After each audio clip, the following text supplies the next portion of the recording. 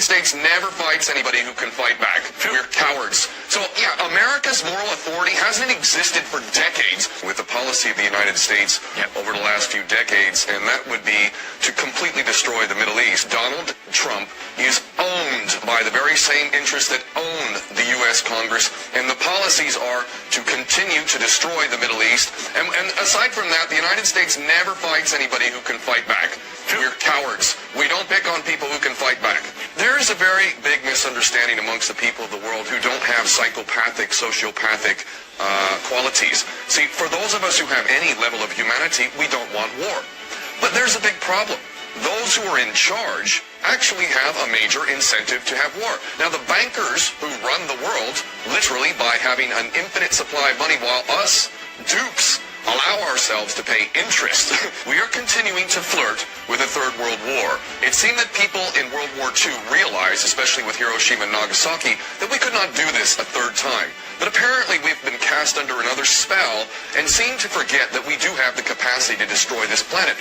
Now, those of us who have any kind of sanity and humanity realize the dangers of this, but those who are running the world through the control of finance have a major incentive to incite war, because more important than the money that they control is the most important parameter of a tyrannical system, a tiny minority ruling over the masses. And that principle is you will never be able to rule people if you cannot divide them. So you must divide them. What divides people more than anything else? War, mass murder, horrendous crimes, torture. Things like that are good in the view of a banker. So the bankers have a major incentive just as a carte blanche reality of where they are. But right now they have an extra added incentive, and that incentive is that the consciousness of humanity is rising, and many of the key principles of the tyrannical system we're dealing with are being exposed. But the major point that I want to make right now is that those who are in charge of this world have a major incentive to instigate a third world war. There's 100,000 victims in Iran from the chemical weapons that Saddam Hussein used with the aid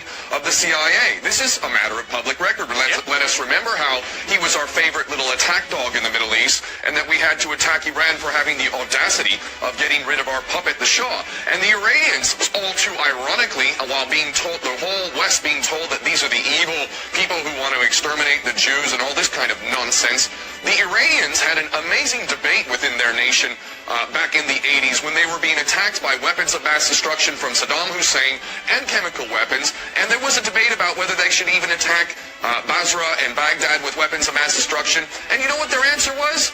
No, we can't, because we're a God-fearing nation and it would be immoral and God would not approve. So this is yet another example, 100,000 victims of chemical weapons in Iran. So yeah, America's moral authority hasn't existed for decades, and I have been shocked that even back in 2003 that people were talking about weapons of mass destruction in Iraq. Excuse me, the United States is the biggest producer, distributor, and user of weapons of mass destruction, and it's going to be the moral authority to talk about who can and can't have them?